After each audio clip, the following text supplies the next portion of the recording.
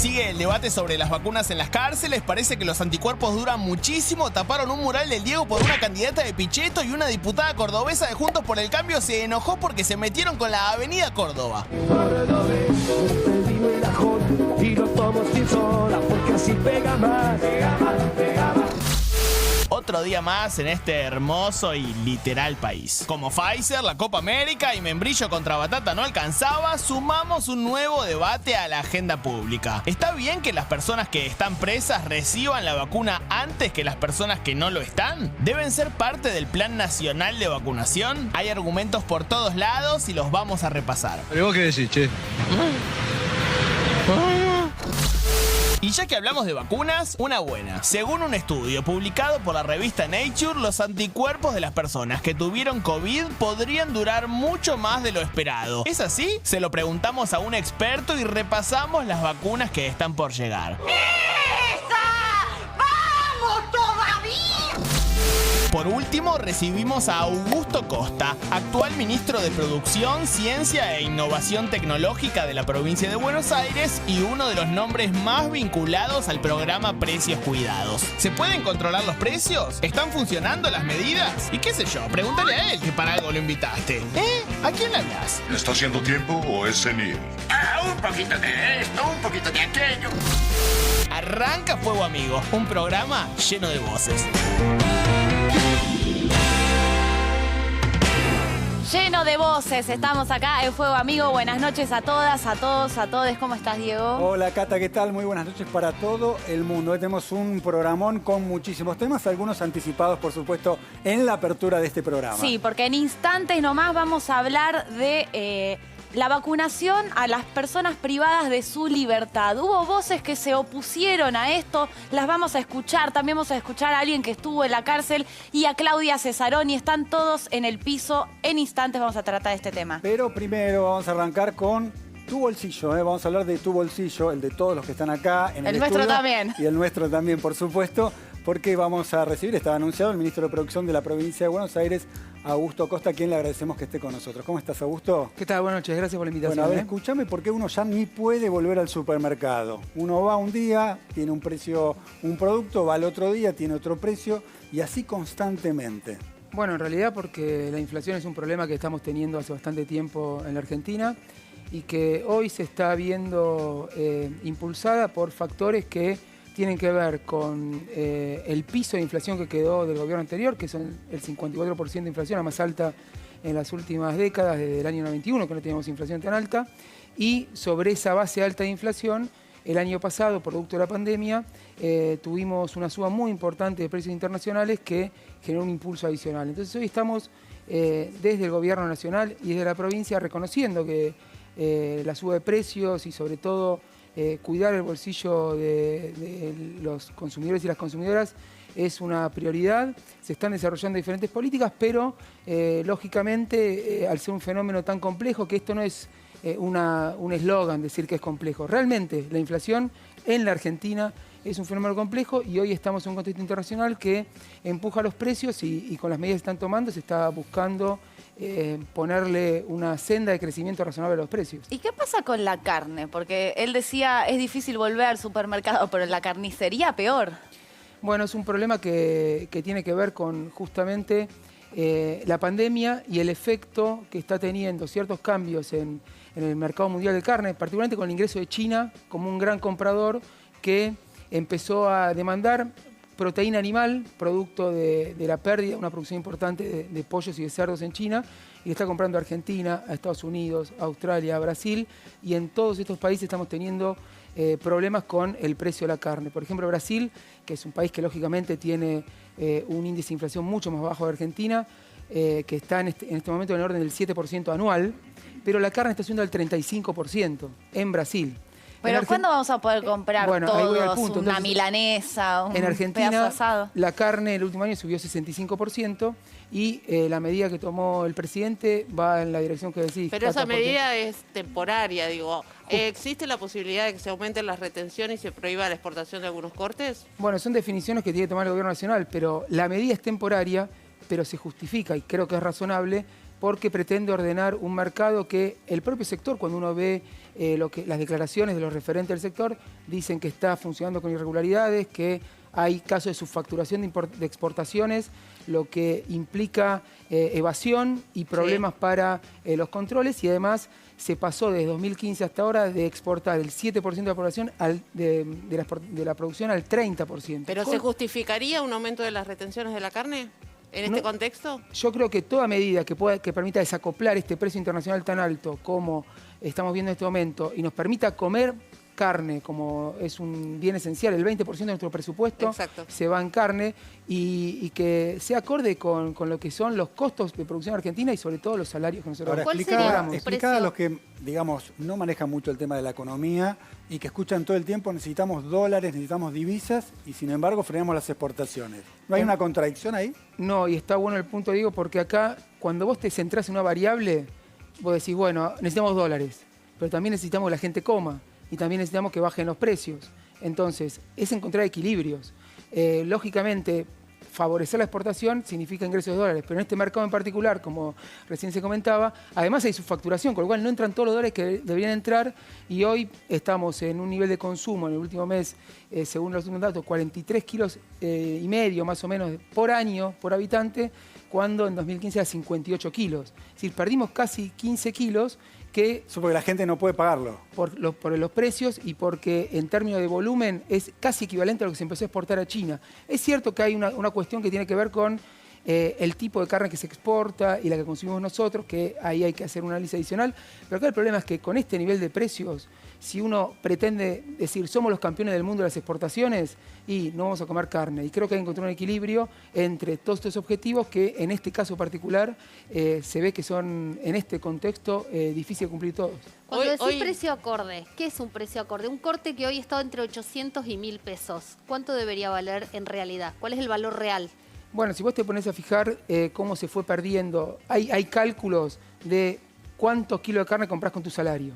Eso desde el año 2015 viene cayendo en picada, producto de los 4 años de política de reducción del salario del gobierno anterior y el efecto de la pandemia. Entonces, con empezar a recuperar la capacidad de compra del salario en términos de carne, vamos a estar bien. Y este creo que es el objetivo de la medida. Después, el valor exacto, no conozco la ecuación de costo del sector como para decirte, pero tiene que ser un valor que le haga una ganancia razonable a quien participa en la producción y comercialización y que permita que uno pueda consumir como habitualmente estamos acostumbrados. Hoy almorzaron el ministro Guzmán y el gobernador Axel Kicillof. ¿Hablaron del tema precios? Es un tema que al gobernador le importa mucho y por supuesto al ministro de Economía también. Hoy yo estuve a la mañana con el gobernador y uno de los temas, por ser parte del ministerio, es la cuestión de la producción y de los precios, y el gobernador permanentemente está ¿Hay buena onda ahí en esa foto? Sí, claro. Sí, acá muchas veces... No, digo, porque Axel fue previamente también ministro de Economía, digo, y lo que se está observando es que los controles de precios no están dando los resultados que al menos esperaba Guzmán a esta altura. No sé si le hizo alguna recomendación a Axel respecto del tema controles de precios o... Desconozco, pero el diálogo es permanente y por eso me parece muchas veces cuando se trata de generar algún tipo de conflicto entre el gobierno nacional o el gobierno provincial o que se pretende transformar discusiones en lógica. Yo quiero mencionar el caso de las tarifas, ¿no? Donde hubo toda una cuestión de conflictos. Bueno, de vuelta, había que encontrar un equilibrio entre lo que puede pagar la gente de tarifas, lo que necesitan las empresas para poder funcionar y evaluarlo en el contexto de la economía actual. ¿Se encuentra ese equilibrio? Hoy el presidente fue muy claro, dijo, nosotros subimos las tarifas lo máximo que se puede en este contexto. Claramente... Ahora, perdón, ¿pesa más la voz de Kicillof que la de Guzmán en materia de tarifas o de economía? No. Kicillof, Cristina, digo. Pero si el ministro de Economía es Martín Guzmán, ¿cómo va a pesar más la voz del gobernador que tiene sus problemas? Y hoy quien maneja la economía es el ministro, lo está haciendo muy bien para el contexto que estamos acá. Para analizar la cuestión de la economía, no nos podemos olvidar que estamos en pandemia. Porque muchas veces, incluso me pasa a mí muchas veces, uno quiere analizar las variables macro, el funcionamiento de la economía, como si no estuviéramos en pandemia. No, estamos en pandemia. Todos los países están viéndose muy afectados. En todos los países hay muchos problemas de empleo, de recuperación de la economía, por supuesto, en materia sanitaria. Entonces no nos olvidemos de eso. Y hoy me parece que lo que está haciendo el ministro es manejar las cuentas públicas y la economía como amerita la situación. Augusto, ¿funcionó la estrategia o está funcionando la estrategia del gobierno de sentarse con los actores de la economía, sentarse con formadores de precios, pedirles que muestren cómo se construye efectivamente el valor de punta a punta? Porque la sensación es que eso terminó en que en el momento que le pidieron mostrar un poco los números y a ver dónde estaban los márgenes de ganancia que no terminan o que explican los aumentos, no ha funcionado. ¿Vos qué pensás de esa estrategia? Mirá, pienso que el diálogo siempre es muy importante, siempre suma y siempre hay que poder intercambiar opiniones, preguntar, cuestionar también cuando te presentan información que vos sabés que por algún motivo te están escondiendo los números porque están sacando alguna ventaja. Pero mira, te voy a contar una situación. Hace un par de semanas nos juntamos por separado con el gobernador y los supermercados por un lado, los productores de los bienes de consumo masivo, de alimentos, bebidas, higiene personal, limpieza, y los productores de insumos de fundido, cartón, cemento, acero, aluminio, ¿no? Empezamos en los supermercados. Preguntamos, bueno, ¿qué está pasando con los precios? No, nosotros no tenemos nada que ver. Si a nosotros nos venden más caro los productos, nosotros simplemente aplicamos el mismo margen de siempre y después se lo vendemos al consumidor. Para atrás. Le preguntás, siguiente reunión, bueno, usted nada que ver. Bueno, al productor. ¿Ustedes qué hacen? No, que con lo que están subiendo los insumos, lo único que hacemos es cargarle ese suba y se lo trasladamos al otro. Bueno, listo, ustedes tampoco son. Vamos a los productores de insumos. Y no, bueno, con el dólar, el precio de la energía, nadie tiene la culpa. Y entonces, ¿quién tiene la culpa? El gobierno por los impuestos, eso es lo que dicen. Bueno, cuando vienen acá, la culpa es de ustedes porque hay mucha superposición de impuestos. El tema de la superposición de impuestos, pero ahí también hay una cuestión que muchas veces es engañosa, porque suponete que los impuestos son una parte del precio. Si no cambian los impuestos y los precios suben, vos le sacás los impuestos, bajan una vez, pero si los precios siguen subiendo, ya está, no era culpa del impuesto. Claro. En todo caso... ¿Y entonces? ¿Es la culpa de quién? El transporte. O sea, ¿dónde está el infraestructura. problema de los precios? Me parece que esta es la forma de dar el debate, porque en realidad yo no le buscaría la culpa, sino entender el fenómeno que tiene muchos determinantes. Y acá hay problemas de precios internacionales, problemas de una devaluación que todavía se está trasladando a precios, problema con también el recomendamiento de precios del gobierno anterior y el accionar de los formadores de precios o los que decían que no tienen nada que ver, y después legítimo proceso de lo que se denomina como puja distributiva. Acá la pregunta, Augusto, sí, es si la política en estos tiempos de recuperación de la política como herramienta de transformación y de regulación de algunos actores que se han hecho los vivos siempre, si tiene la capacidad de regular márgenes de ganancia o de establecer márgenes de ganancia. Y la sensación es que cuando la política toma esa decisión, se sienta en la mesa, se levantan y se van, ¿y entonces qué? Bueno, yendo a ese punto, y esto también es algo que quizás mucha gente no sabe, el Estado no puede regular márgenes de ganancia de las empresas. No tiene la facultad.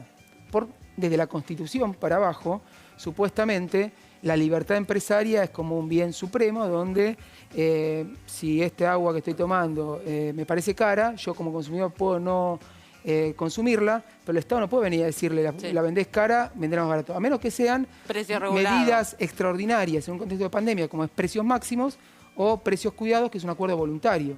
Entonces, me parece que acá lo que hay que desnudar de fondo es la necesidad de que el Estado tenga herramientas para en mercados muy concentrados decir, acá hay un problema, porque el que vende, por ejemplo, el insumo es uno solo y tiene a todos los demás de rehenes. Pero entonces, en el caso de Augusto de la carne, sí, no puede intervenir. Yo escucho, incluso en este programa, representantes del sector rural que dicen, no, nosotros aumentamos la carne porque hay inflación. Eso es lo que escuchamos. Sí. Eso es el argumento del sector que también me parece importante que reconozcamos. El sector tiene todo su derecho a defender sus intereses. Ahora, son sus intereses. Y cuando sube lo que le ingresa al productor, es porque estamos pagando acá en el supermercado más caro la carne. Entonces, lo que beneficia a uno perjudica a otro. No son los intereses de la sociedad lo que está representando. Entonces, obviamente van a buscar argumentos para decir, yo no tengo nada que ver. Ahora, vos te fijás, por ejemplo, el precio internacional del maíz, que subió 60% en dólares el último año, se traslada a precios internos. Ahí el gobierno no tuvo nada que ver, porque no emitió, porque no hizo nada raro, no se metió en... Ahora, sube el precio internacional, ¿qué vamos a hacer? Ahora, yo me quedo con la anécdota que estabas contando recién, sí, ¿no? De nadie se hacía cargo, ¿no? Y te lo pido con la mayor sinceridad, una mano en el corazón, si querés. Siempre.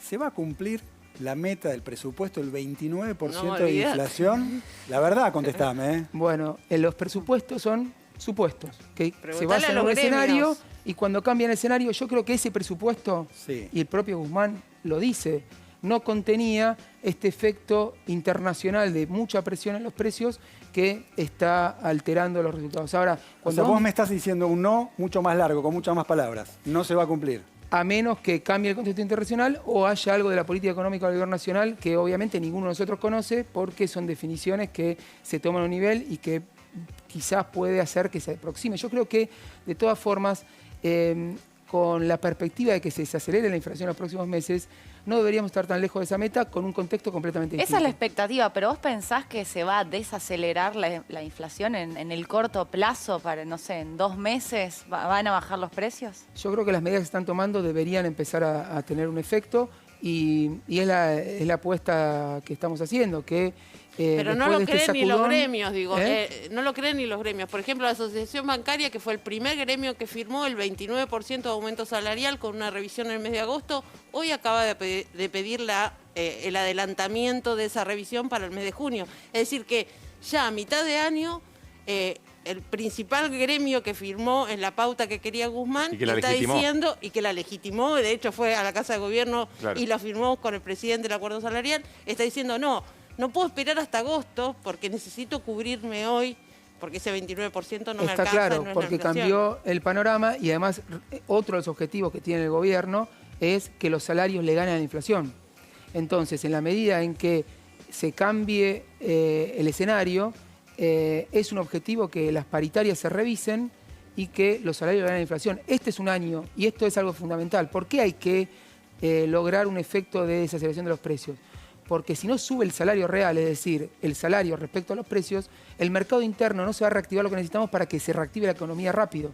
Y ese es un objetivo del gobierno. Y es un objetivo que yo estoy seguro que se va a cumplir porque vamos a lograr, a partir de la coordinación gobierno nacional y en el caso de la provincia, nosotros estamos con muchos programas para acompañar las medidas del gobierno nacional en términos de control de precios, de cumplimiento de los programas. Tenemos un programa propio que se llama Comprar Más Cerca también para poder dar productos a precio razonable en los 135 municipios y que con la recomposición de los salarios vamos a poder garantizar que la economía en un contexto de pandemia pueda reactivarse lo más rápido posible. No quiero dejar pesar esto, que me parece importante lo que dijo Augusto Costa. Augusto Costa dijo, el Estado hoy no tiene las herramientas necesarias para dar esta pelea. Es decir, se pueden tomar medidas focalizadas, pueden funcionar o no, y hay un montón de variables, pero medidas estructurales no hay herramentas. Es un tema que no es de ahora, Pablo, no es de esta eso, baldosa. no lo tiene hoy, no lo tuvo nunca. Entonces no creo que el debate tiene que hay que dar, herramientas de el debate que hay que dar es que el Estado necesita herramientas para poder intervenir en los mercados cuando claramente hay Te van a algunos acusar de ser No, Venezuela. te ponen el país de Te acusan. sombrero. Ahí está el Te punto. ponen el país de No sombrero. podemos llevar la discusión a ese nivel porque... Pero esa va a ser seguramente la discusión. que te Claro, va a bueno, plantear. mira, un ejemplo. En el año 2014, cuando yo era secretario de Comercio, se propuso reformar una vieja ley de la Argentina, que es la ley de abastecimiento, Sí. que es la que se aplicó para precios máximos ahora.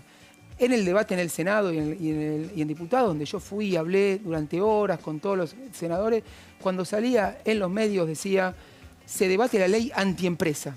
Claro. ¿No? Porque se trata de instalar de que si el Estado tiene herramientas para que, por ejemplo, y esto también, el año pasado la economía cayó 9,9% producto de la pandemia, como cayó igual la economía de Inglaterra y de otros países. Las principales empresas alimenticias ganaron más que durante los años previos. ¿Dónde salió esa plata? De nuestro bolsillo. ¿Y dónde salió? De nuestro menor poder adquisitivo y de estar peor. Entonces, si el Estado no tiene herramientas para poder tomar medidas, para evitar que se den esas inconsistencias en términos de objetivos sociales, va a ser difícil que podamos tener un proyecto de desarrollo que considere la necesidad de muchísimos sectores de la población de poder salir adelante. Esa es la discusión. Y no hay que llevarla a los extremos donde se la suele llevar, porque claramente cuando el Estado tiene herramientas hay algunos que se benefician y otros que se perjudican. Augusto Costa, muchísimas gracias por gracias estar a en ustedes. Fuego Amigo. Muy claro. Muchas gracias. Bueno, y nosotros vamos a hablar de vacunas, vamos a hablar de igualdad en el acceso a las vacunas, vamos a hablar de la vacunación a las personas privadas de su libertad. Lo arrancamos con este informe y ya vienen todos los invitados que tenemos.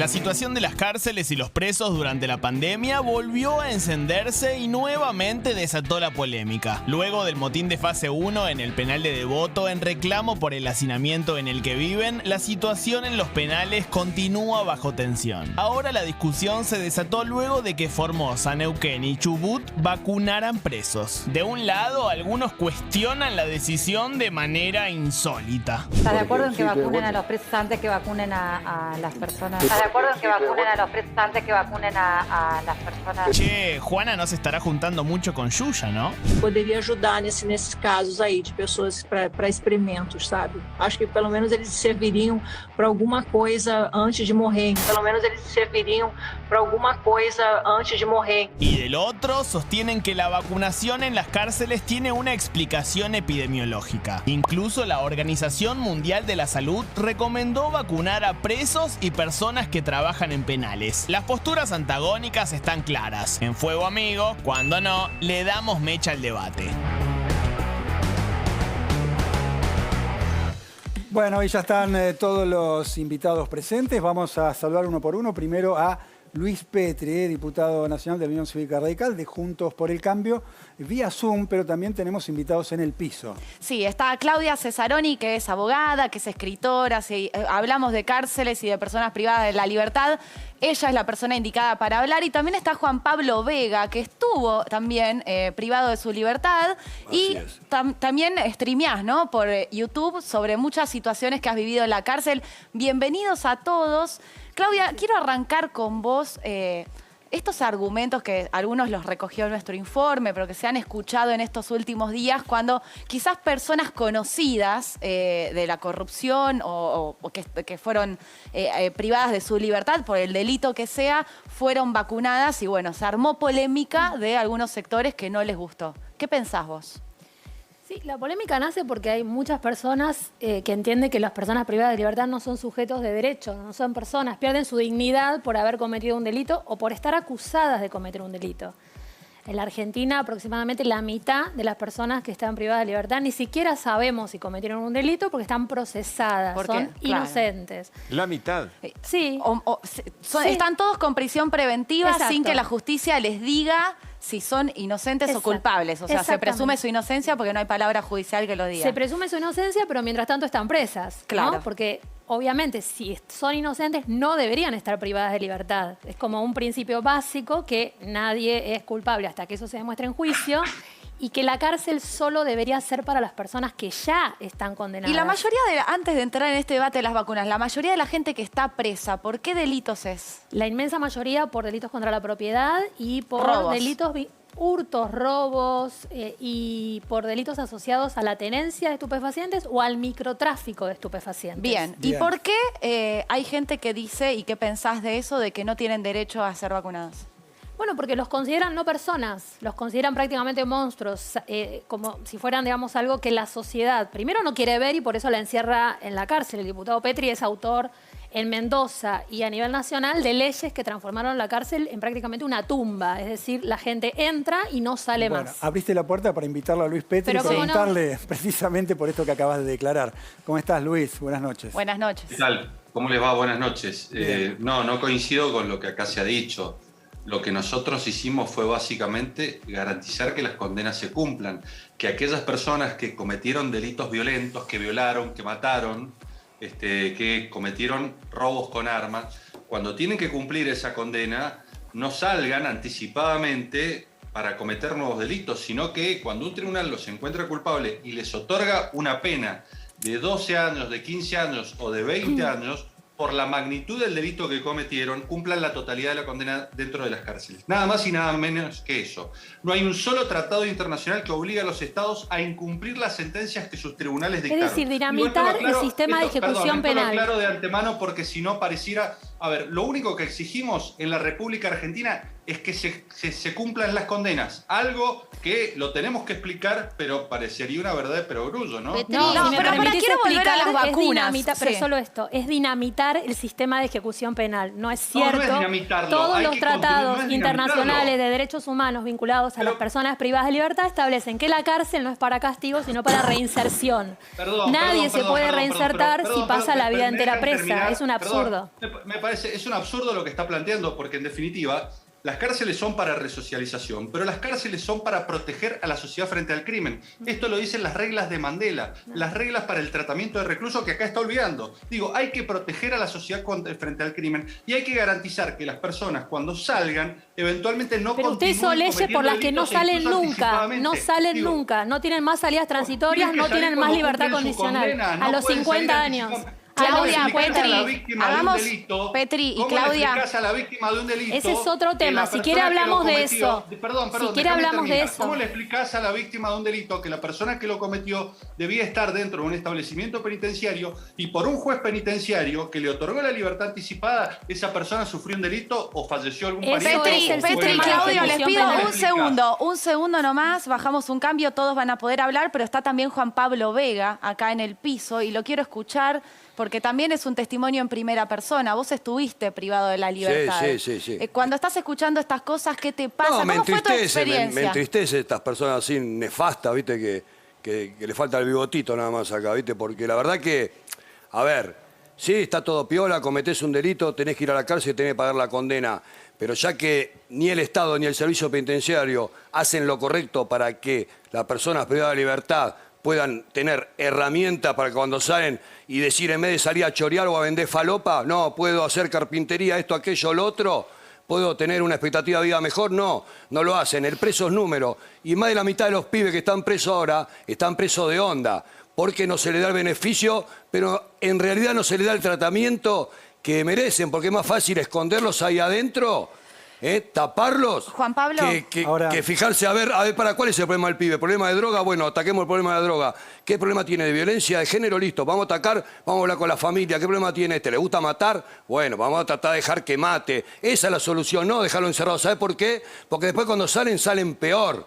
¿Entendés? Y hay una banda de pibes que están adentro que les cuesta un montón trabajar, estudiar para tener un concepto y cambiar ahí adentro con todas las trabas que le pone el servicio penitenciario y cuando pide un beneficio no se lo dan. Pero a un violador, a un mata vieja, a una rastra vieja, se lo dan, amigos. ¿Sabes por qué? Porque cada preso vale 70 lucas por mes y es un negocio la cárcel. A mí que no me vengan a vender nada, no compro con nadie. Yo les pregunto a los tres, ¿no? Pues está muy arraigado el concepto de que se pudran en la cárcel. Uno escucha todo el tiempo esto. No, vale, yo empecé con esto y yo saqué la cárcel afuera. Era un tema tabú, tapado, y yo arranqué con esto. ¿Por y qué gracias a arrancaste? Dios, ¿Qué te pasó a vos en la ¿Cómo cárcel? que me pasó? Ver las injusticias del servicio penitenciario y personajes nefastos estos que después te quieren bajar el martillo. ¿Pero cómo? Porque teóricamente es bueno hablar, sí, todos hablamos. Pero en la práctica, papá, yo estuve ahí adentro y yo peleé contra el sistema y yo doy la cara porque me da la sangre para hablar y yo estoy con los frentes liberados, estoy con 150 pibes en José de Paz que sin ayuda de nadie reciben gente, pibas y pibas que salen de estar en cana y están cumpliendo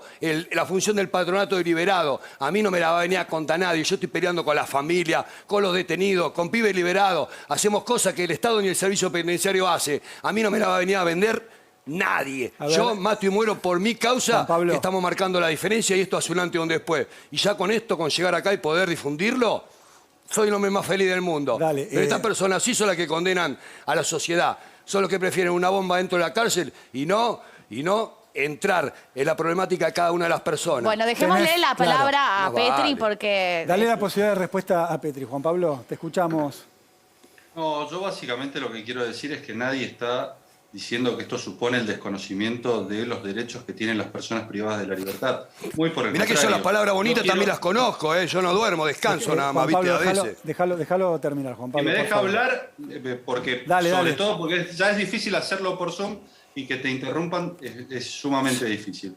Lo que digo es que hay que reconocerle derechos a las personas privadas de la libertad, el derecho a la salud, el derecho al acceso a la educación, a un trabajo, a que tengan un oficio, digo. ¿Y a la esos vacunación? Por supuesto, pero en las mismas condiciones que la población en general. Ahí es donde, por ejemplo, yo critico la decisión del gobierno de Formosa. ¿Por qué critico la decisión del gobierno de Formosa? Porque con un 2% de la población vacunada, vacunó al 90% de las personas privadas de la libertad. Yo lo que digo es, básicamente tienen que acceder a la vacunación en las mismas condiciones. Si se está vacunando a las personas mayores de 70, pues las personas privadas de la libertad mayores de 70 tienen que tener acceso a la vacuna. Si se está vacunando a las mayores de 60, recién allí las personas mayores de 60 de los establecimientos penitenciarios pueden acceder a la vacuna. Ahora, si Luis, se empieza a vacunar a los grupos de riesgo, termino con esto, si se empieza a vacunar a los grupos de riesgo, se tiene que efectivamente empezar a vacunar a los grupos de riesgo que también se encuentran en los establecimientos penitenciarios. Pero no pueden ser privilegiados o establecerse preferencias porque ni siquiera el gobierno nacional lo hizo. Yo no sé, Luis, si por las franjas etarias, porque claro, en la cárcel están todos juntos, entonces bueno, me parece pero que la tenés situación... vacunar a las franjas y en la sociedad estamos todos juntos también. No, bueno, entonces, se pueden hacer burbujas, ¿no? No, pero hay hacinamiento. Contá cómo son las cárceles. Pero es que es hablar sin conocer, porque en un pabellón... Perdón, en un pabellón... Es no conocer la cárcel. Yo no sé, Petri, si alguna vez entró... Perdón, usted es mendocino. Alguna vez no sé si recorrió los pabellones de la penitenciaría de Mendoza, por la cual la Argentina fue condenada por tener una cárcel vergonzosa en la provincia en el momento en que Cobos era gobernador y Cornejo ministro de gobierno. No se puede hacer eso porque estar... Perdón, estoy hablando yo ahora, perdón. Estar preso en sí mismo es una condición de riesgo, entonces no es la misma situación que afuera de la cárcel.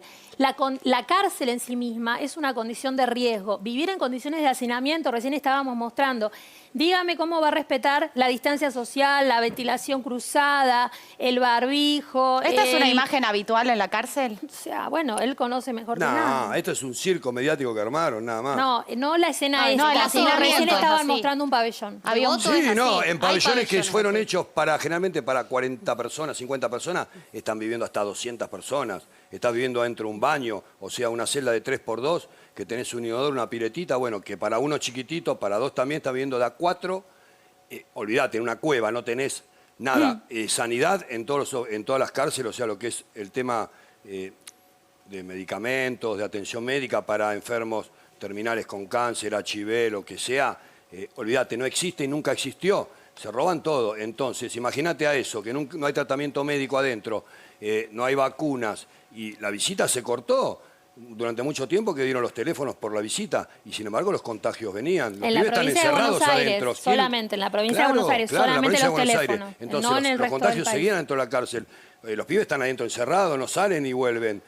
O sea que las cosas se van de la mano. Para no irnos de tema, Claudia. No hablamos nunca de las comisarías. Pero no hablaste de las vacunas, digamos. Estamos llegando al tema si hay que vacunar o no. Sí, bueno, recién hablamos de que justamente por ser la cárcel, las comisarías también, las alcaldías de la ciudad de Buenos Aires están sobrepobladas. Clarín sacó una noticia hace menos de una semana mostrando las condiciones infrahumanas en que están alojados presos en las alcaldías de esta ciudad. Sí. Y hay unos 5.000 presos en comisarías de la provincia de Buenos Aires en condiciones infrahumanas. Entonces, primero que no tendrían que estar muchos de ellos, que es lo primero que dijimos el año pasado, las organizaciones. Hay un montón de gente que se tiene que ir a su casa porque está procesada, porque es de riesgo, porque tiene enfermedades. Bueno, pero hubo cacerolazo a lo que contra se eso, ¿no? Y bueno, cuando el año pasado hubo una medida justamente para revertir esa situación, a los 5 minutos hubo un cacerolazo en todo el país. Ahora, y lamentablemente, Claudia, te pregunto a vos, Luis, a vos, Claudia, a vos, Juan Pablo.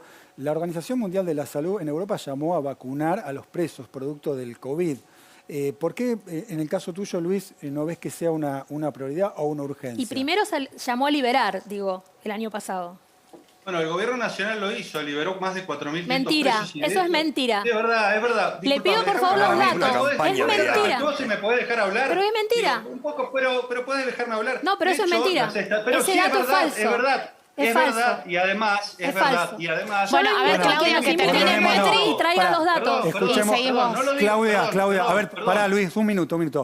Que termine Luis la exposición y después le contestás, Claudia. Respeten un poquito el orden, así nos escuchamos y nos entendemos. La Procubin en el 2020 informó que la población carcelaria disminuyó en los establecimientos penitenciarios un 25%. No lo estoy diciendo yo.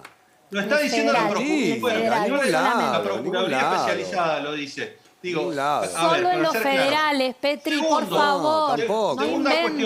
cuestión. Bueno, vos querés hablar de presos provinciales. Bueno, vos, en mi provincia, Mendoza, el 70% de las personas privadas de la libertad tiene condena. Es falso lo que vos decís que en todo el país el 50% está procesado. El promedio de todo el país. ¿Sabes por qué? ¿Sabes por qué? Porque en Mendoza nosotros establecemos procedimientos de flagrancia, porque nosotros además ampliamos los establecimientos penitenciarios. Es falso lo que vos decís respecto de las condiciones de hacinamiento en la época de Cobos y Cornejo. En la época de Cobos se construyó Almafuerte, que es la última cárcel que se como construyó respuesta a la condena de la Corte Interamericana, Petri, después de que murieran 20 personas en la cárcel, en la penitenciaría de Boulogne-sur-Mer. Vos lo sabés muy bien. A ver, quiero hacer un punto acá. Sí, lo veo toda la semana. Quiero terminar con esto. El gobierno nacional en diciembre estableció un plan estratégico de vacunación. No lo diseñó Luis Petri, no lo diseñó Mendoza, lo diseñó el gobierno nacional. En ese plan estratégico de vacunación estableció qué personas debían vacunarse. Y en esas personas que debían vacunarse, dijo, primero tienen que vacunarse las personas mayores de 70 años, posteriormente las mayores de 60 años.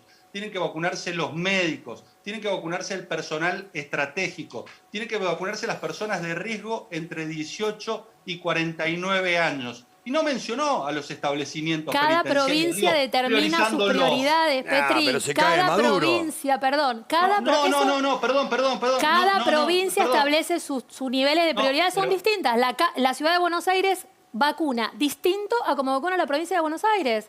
En el caso de otras provincias se establecen otros criterios. Eso es absolutamente no así. Estableció como priorizados iniciales. Pero cada provincia lo decide. Pero a vos te parece que en lugares de hacinamiento no tienen que ser vacunados, en lugares donde hay hacinamiento no tienen que ser vacunados, hospitales psiquiátricos, institutos de menores, cárceles, todos lugares donde haya mucha gente la tienen que vacunar. No importa si son presos, si no son presos, si son internos, lo que sean. Lo tenés que vacunar. Porque además está porque el esos personal lugares están encerrados. Además están encerrados y son seres humanos igual, loco. Le gusta que le guste. No hay pena de muerte en Argentina, loco. Lo están condenando a los pibes. Lo están dejando morir en todas las cárceles. A mí no me la contó nadie. Quiero hacer un punto acá. Fallecieron directores del ámbito federal, del servicio penitenciario de Ezeiza. 2. Porque además en la cárcel están las personas privadas de libertad y el personal penitenciario, que entra y sale. Entonces, vacunar a los presos y a las presas también es una manera de proteger al personal penitenciario que está en contacto cotidianamente con esas personas. El único punto de acuerdo que encuentro entre ustedes tres es que las cárceles son un desastre. Y son un desastre desde siempre y están todos en condiciones infrahumanas. Me parece que para Petri no, porque acaba de decir que en su provincia no hay ningún problema. Hay que mejorarlas, hay que construir más cárceles. ¿Por qué no? Ese es el problema. Hay que gastar esa plata, hay que gastar esa plata en reinserción. En atacar la problemática, no en taparla y encerrarla ahí adentro, vieja. Esa es la época de los alemanes. Solamente un dato chiquito. La Argentina aumentó el número, la tasa de prisonización. En este momento hay aproximadamente 110.000 personas privadas de libertad. La tasa de prisonización en 2009 era de 143 cada 100.000 habitantes. Ahora es de 224. No sirve para nada, porque el discurso manodurista no alcanza, hay que construir más cárceles. Nosotros tenemos una tasa de prisonización superior a toda Europa continental, a la mitad de América Latina. No estoy hablando de Suecia, estoy hablando de Colombia, de Chile, de México. Tenemos muchos más presos. Perdón, estoy hablando de muchos más presos cada 100.000 habitantes que esos países. Ni hablar que Italia, España, todos los países de Europa continental. No sirve. Entonces, la solución de Petri, y lamentablemente de muchos legisladores y legisladoras que no son Petri, pero votan lo que propone Petri por temor a discutirle o por temor a los cacerolazos, terminan votando leyes que, insisto, transforman la cárcel en una tumba. Hoy por hoy, la prisión perpetua que no le quisieron aplicar a una persona que mató por la espalda como Chocobar, implica en la Argentina 50 años de cárcel. Eso es una tumba. Luis. Petri. No, es absolutamente falso lo que dice. La Argentina tiene una tasa de la cara como una adoquín el tipo. Claro, más bajas del continente. Son datos oficiales, yo no sé. 700 personas cada 100.000 habitantes, nosotros no superamos las 250. Es más, Chile tiene más personas privadas de la libertad. ¿Me vas a dejar hablar, por favor? Pero Chile es el número que acabo de decir, diputado. ¿Por qué me dice que miento si es el número que acabo de decir?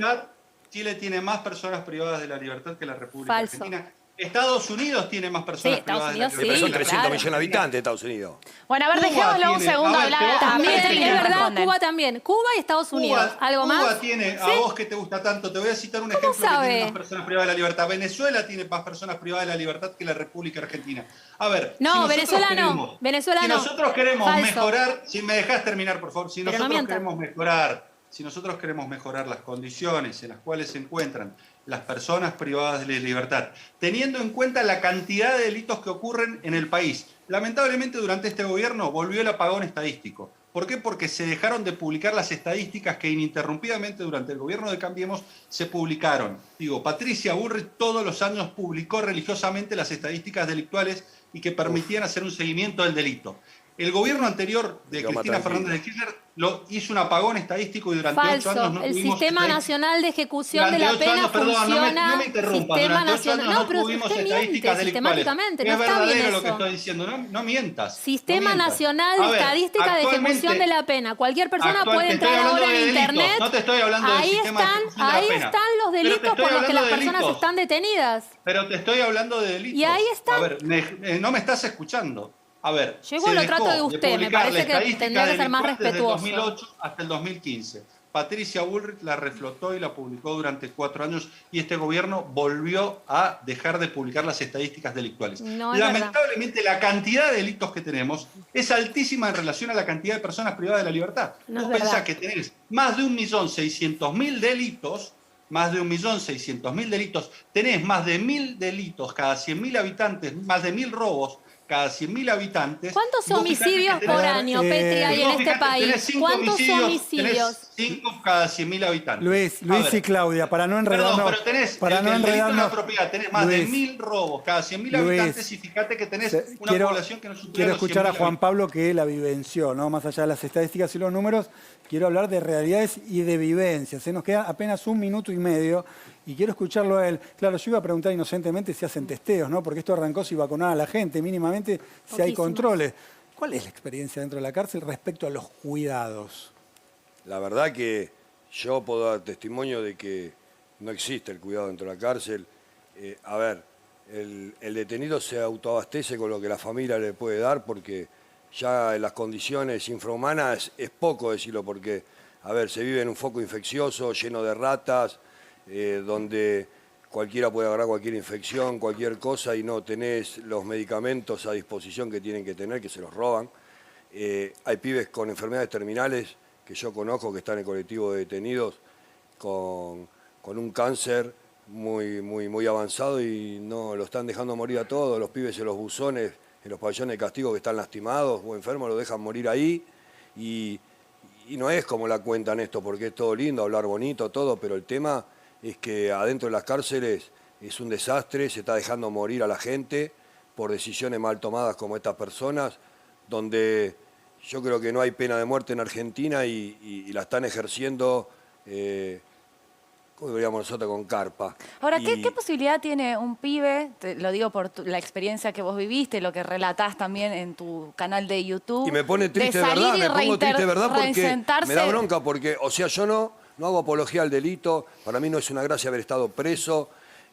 Yo siempre digo, el que comete un delito lo tiene que pagar con la cárcel, el tiempo que sea, pero todos tenemos derecho a una reinserción, a decir, bueno, loco, tengo opciones ahora, voy a cambiar. Hay Pero muchos ¿te da el pibes. Estado esas No te da herramientas nada, no para te da. salir adelante? Lamentablemente podríamos decir del 100% de las cárceles de la provincia de Buenos Aires, que son las que anduve yo, y tenés un 10% que apuestan ahí, ¿viste?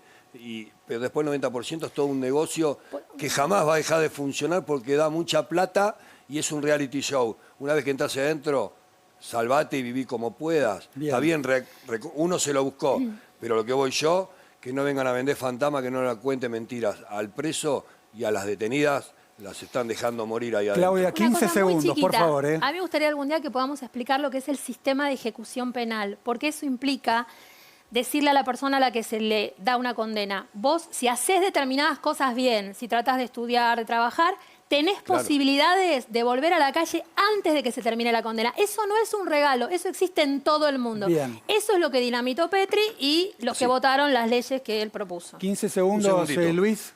para tu cierre. No, yo lo que creo que esta discusión va más allá de las vacunas sí, vacunas no. Está claro que las vacunas no pueden ser un privilegio para las personas privadas de la libertad, que tienen que acceder en las mismas condiciones y bajo los mismos criterios que accede el común de la población. Creo que hay que pensar los establecimientos penitenciarios para que efectivamente no ocurran situaciones de hacinamiento, para que se garantice la salud, para que se resocialicen, pero también para aquellos que cometen delitos violentos cumplan la totalidad de la condena dentro de las cárceles. Y para eso es necesario que el Estado invierta y construya más cárceles. Digo, esto me parece que es un gran desafío, pero nosotros no podemos permitir que existan discursos que lo que pretenden es que cierren las cárceles y que se liberen a los delincuentes bajo el pretexto de que las cárceles no resocializan y por lo tanto no sirven para nada y pregonan el abolicionismo penal. Eso no lo vamos a permitir. Queremos que las personas que cometen delitos cumplan sus condenas. ¿Saben por qué? No solamente por la sociedad, sino también por las víctimas que lo sufren, que son las que tienen también derecho a que las condenas se cumplan. Eso es dinamitar el sistema de ejecución penal. Claudia, Juan Pablo, es pensar en las víctimas, Luis. Es pensar en quien sufre un delito. Las personas que están presas en condiciones infrahumanas pensás en las también son víctimas. Bueno, lo vamos a continuar. Lo vamos a continuar en el marco del diálogo y del intercambio de ideas. Le agradecemos a Claudia Cesaroni, a Juan Pablo Vega y a Petri, a los tres por estar acá. Los volveremos a convocar para hablar de esto y esperemos que nos podamos escuchar un poco más. Pará, los volvemos a convocar, pero respeten el orden. Claro, escúchense, escúchense. Mucha pasión acá. Escúchense. Ante todo el respeto, la verdad. Bueno, gracias por venir. Nosotros nos vamos a un corte y ya venimos.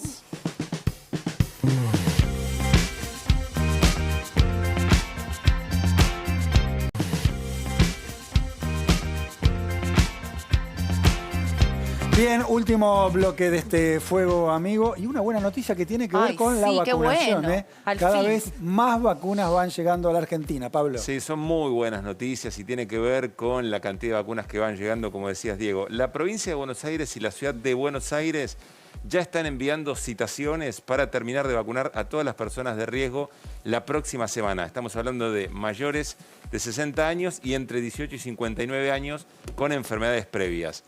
Pero el otro dato, y este es un dato que realmente es para levantarse, aplaudir, abrazarse, bueno, siempre con cuidado, con todos los cuidados porque no hay que relajarse. Desde la segunda quincena de junio se comenzará a vacunar, y por supuesto con citaciones, etcétera, etcétera, al público en general, es decir, personas sin condiciones previas, sin enfermedades previas, comenzando por las personas entre 50 y 59 años y después bajando escalonadamente en función de la provisión de vacunas. Acá Argento levanta la mano, festeja. Estoy que bailo arriba de la mesa. Son muy buenas noticias. Y sí, obvio que sí, obvio que sí. 9 millones Ahora, de ¿cuándo me vacunas, toca a mí, ¿no? Pablo? Bueno, por eso decía, personas, segunda quincena de junio, personas sin enfermedades previas, comienza 59 años y después el escalonamiento hacia abajo. Es 10 en 10. 10 en 10 en función de las vacunas que vayan llegando. Okay. Que vayan llegando o que vayamos produciendo. Atención, porque esta es otra gran noticia también. En muy poco tiempo vamos a hablar de cuántas se produjeron en la Argentina, ¿no? ¿Cuándo se va a empezar a producir en la Argentina? ¿Se sabe? Bueno, siempre son tiempos que tienen que ver con la aprobación, con poner en marcha y demás. Pero bueno, se habla de por lo menos 2 meses para adelante de un tiempo específico. Y la otra muy buena noticia, escuchamos en los últimos días especialistas que lo vienen anunciando, pero se publicó en la revista especializada Nature, se mencionaba en el informe de arranque del programa, que hay estudios muy concluyentes que dicen que las personas que cursaron el COVID y que además fueron vacunadas tienen una muy alta producción de anticuerpos y en algunos casos plantean, todavía hay que ver detalles y demás y qué condiciones, pero que podrían tener inmunidad permanente. Eso es una buena noticia, ¿no? Porque al principio de la pandemia se especulaba cuánto te inmuniza una vacuna. 6 meses, 3 meses, 1 año, 2 dosis, 4 dosis. Bueno, efectivamente hay indicios a partir de esta publicación de que con una vacuna, es decir, con las 2 dosis, alcanzaría. Vamos a ponerlo en condicional todavía, ¿eh? Sí, porque obviamente que todo es escenario dinámico, como dijo alguna vez el presidente, pero bueno, son buenas noticias, es una luz ahí de esperanza que está buenísimo en el medio de la pandemia. Bueno, y vamos a hablar, por supuesto, del Fuego Amigo del Día, si el director lo pone en pantalla. Es un hermoso fuego del día, ¿no? A verlo. Es de esos que te gustan a vos, Schurman. Medio largo. Es de Fernando Iglesias, dedicado a Emilio Monzó. Hola, Monzó Emilio. Te escuché proponiendo cerrar la grieta, diciendo que el peronismo no apoya las reformas y hablando de la necesidad de la boleta única. Hagamos así. Yo consigo los votos de Juntos por el Cambio, hablas vos con Lavagna, Camaño y Schiaretti y la sacamos. Abrazo. Bien, ¿qué está pasando con Emilio Monzó? Que lo diga Analía Argento. Claro, contemos un poquito y le vamos a preguntar a Analía Argento, que se especializó en la materia Emilio Monzó. Primero contar a la gente quién es Emilio Monzó, por ahí no todo el mundo lo sabe, ¿no? Claro, claro. A ver. Y después, ¿por qué esta respuesta de Fernando Iglesias a Emilio Monzó? Emilio Monzó fue presidente de la Cámara de Diputados durante el gobierno de Mauricio Macri. Lo excluyeron de las listas porque era el que siempre prefería el diálogo político a la grieta. Lo acusaban de rosquear en aquel momento con la oposición. No se llevó nada bien con Marcos Peña, lo excluyeron y se autoexcluyó. Ahora vuelve, quiere ser candidato a diputado nacional en la provincia de Buenos Aires y después a gobernador, y él dice que la grieta le hace mal a la Argentina, que ni Macri ni Cristina Fernández de Kirchner, que la polarización le hace mal a la Argentina, y él sacó una campaña de afiches promoviendo el diálogo político. Buenísimo, es el abanderado eso. del diálogo político. Por eso lo está acusando, le está diciendo Iglesias que vaya, claro, lo manda a buscar los votos más difíciles, y lo de Juntos por el Cambio también los puede conseguir Emilio Monzó. Igual yo les digo, quédense tranquilos. ¿Por qué? Sí. Porque hoy Fernando Iglesias se vacunó. ¿Ah, sí? En Costa Salguero. ¿Con qué vacuna le tocó? Con la AstraZeneca, y le dice Putin LTA. Ya sabemos ¿Putin lo que LTA? Sí. Ahora, le agradece. Buen nivel, ¿eh? Buen nivel. Le agradece. Un diputado. ¿no? A Rodríguez Adelante. Larreta, Diego Santilli, y a Fernán Quirós, y a Bisotti y a Alberto Fernández, que trajeron las vacunas, no les va a agradecer. No, cerrame la 8, cerrame la 8. Qué afortunados aquellos que siempre han renegado de la vacuna Sputnik, que en esta suerte de manera aleatoria en la cual uno se vacuna. Les tocó las que ellos querían. Claro, a ninguno le tocó la Sputnik. A Carrió y a Iglesias les tocó la que ellos querían. Bueno, tienen suerte, ¿eh? Y sí. O bueno. no. O no. No lo Veremos. sabremos. Pero acá se termina Fuego Amigo. Mañana los esperamos nuevamente. Buenas noches a todos, a todas Y a todes. Ahí va.